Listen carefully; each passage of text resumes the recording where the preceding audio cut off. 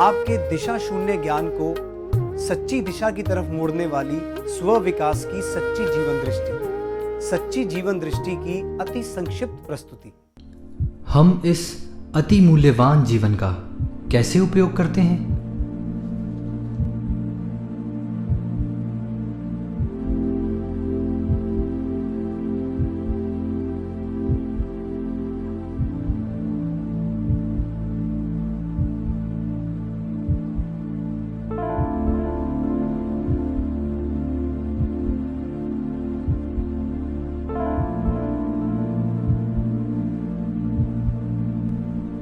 बचपन तो मिट्टी में खेलने में व्यतीत किया।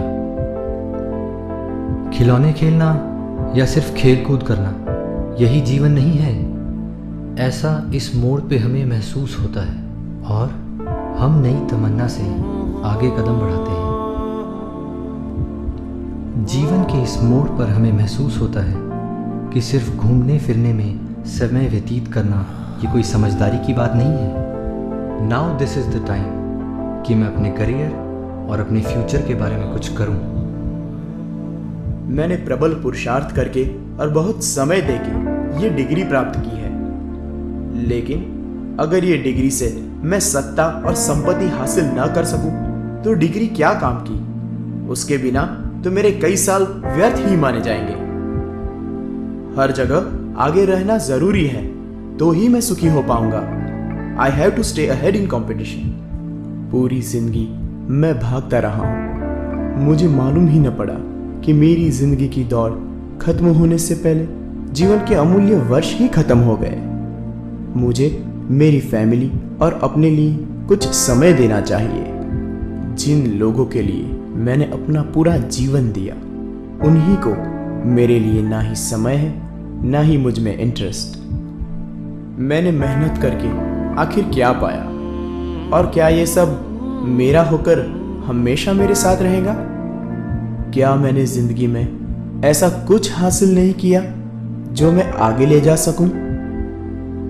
पूरी जिंदगी संघर्ष करके सब कुछ पाया, फिर भी सुख की इंतजारी जारी क्यों है? महाशय, ये तो समझ में आया कि ये जीवन का सही उपयोग नहीं हुआ, लेकिन मैं ये नहीं समझ पा रहा कि जीवन के हर मोड़ पर हमारी ख्वाहिशें बदलती क्यों रहती है। आओ इसके रहस्य को समझें। मानव, एक जो धूप में तप्त होकर आया है और एक जो घर के एसी में बैठा है, दोनों ने शरबत पिया, किसको ज्यादा आनंद आएगा? धूप में से आने वाले को, नेचुरली। हाँ, क्योंकि उसने ज्यादा प्यास बर्दाश्त की है। अर्थात वस्तु एक ही है, लेकिन तृष्णा के अनुसार सुख की अनुभूति अलग अलग है। अब मैं तुम्हें एक ऐसा उदाहरण देता हूं जहां वस्तु अलग अलग है लेकिन सुख की मात्रा समान है। वस्तु अलग अलग, सुख समान। ये देखो, एक गरीब, एक मध्यम और एक श्रीमंत, तीनों को उत्तर बढ़िया चीजें मिली, तो फिर सुख किसका ज्यादा? यहां तृष्णा अर्थात पीड़ा समान है, इसलिए सुख भी समान है। व्यक्ति एक, वस्तु एक, सुख अलग अलग। पहले रसगुल्ले को खाकर उसको जो आनंद मिला, वह आनंद दूसरे में कम हुआ, तीसरे में और कम, और चौथे तक पहुंचते पहुंचते तो आनंद शून्य हो गया, पांचवें में तो वो माइनस में चला गया। क्योंकि जैसे जैसे तृष्णा रूपी पीड़ा कम होती गई, सुख भी कम होता गया। और यही तो है बदलती ख्वाहिशों का रहस्य। और मिलने पर सुख तो मिला, लेकिन वो दुख आधारित ही रहा। बचपन में तड़पने के बाद मिले खिलौने ने शुरू में तो बहुत आनंद दिया, लेकिन थोड़े ही समय में ऊबकर दूसरा, फिर तीसरा, यही श्रृंखला चली। उम्र बढ़ती गई, ख्वाहिशें भी बढ़ती गई, और मिलने पर सुख तो मिला, लेकिन वो दुख आधारित ही रहा, जिससे अंत में दुख के ढेर पे सुख की इंतजारी करते हुए हम सब खड़े रह जाते हैं। बस यही है सभी के जीवन की दुख गर्भित सुख की दास्तान। क्या यही पाने के लिए समग्र जीवन का संघर्ष है? अति मूल्यवान जीवन का ऐसा उपयोग? बिल्कुल नहीं।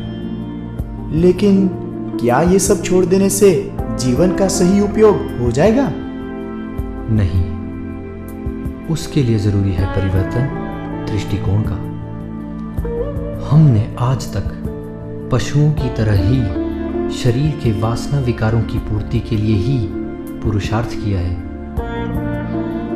लेकिन उसी दिशा में पुरुषार्थ करना चाहिए जिससे हमारे मूल स्वरूप आत्मा का सुख प्राप्त हो। तो ये आत्मा का सुख पाने के लिए क्या किया जाए? आत्मा के विकास को केंद्र स्थान में रखकर जीना चाहिए, और उसकी ओर पहला कदम है सत्य शोधक दृष्टि। इस दृष्टि को पाने के लिए तुम्हें यह यात्रा जारी रखनी होगी।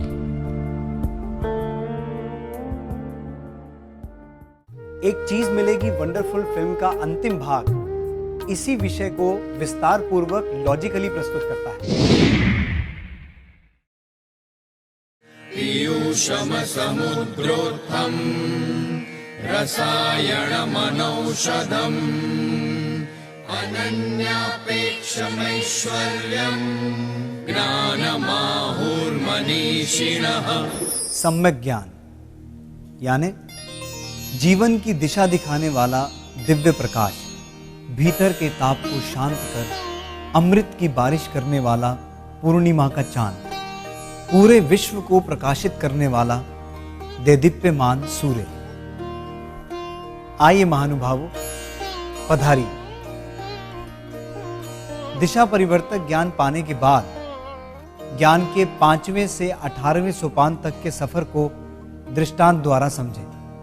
ज्ञान के सर्वोच्च शिखर यानी केवल ज्ञान तक पहुंचने के लिए किसी भी आत्मा को तलहटी से शुरुआत करनी पड़ती है, चाहे फिर वो तीर्थंकर की आत्मा हो या फिर सामान्य साधक की। उस सर्वोच्च शिखर तक पहुंचने से पहले उसे अनेक पड़ावों सोपानों को पार करते हुए आगे बढ़ना पड़ता है। केवल ज्ञान तक का सफर एक ही भव में पूरा करना सभी साधकों के लिए संभव नहीं है। इसलिए वीर प्रभु के पिछले अनेक भवों में जो ज्ञान की कक्षाएं मौजूद थी, उनमें से किसी एक सोपान को केंद्रित करते हुए उस भव की घटनाएं यहां पेश की जा रही हैं। और अंतिम भव में तो पाए गए ज्ञान के अंतिम शिखरों का ही संक्षेप से बयान है। तो चलिए प्रभु वीर की यशोगाथा के सहारे शुरू करते हैं सम्यक ज्ञान के सिफर से शिखर तक की दिव्य यात्रा। समग्र ज्ञान ज्योत के प्रेरणा स्रोत एवं मार्गदर्शक परम पूज्य आचार्य देवेश श्रीमद् विजय युगभूषण सूरीश्वर जी महाराजा पंडित महाराज साहेब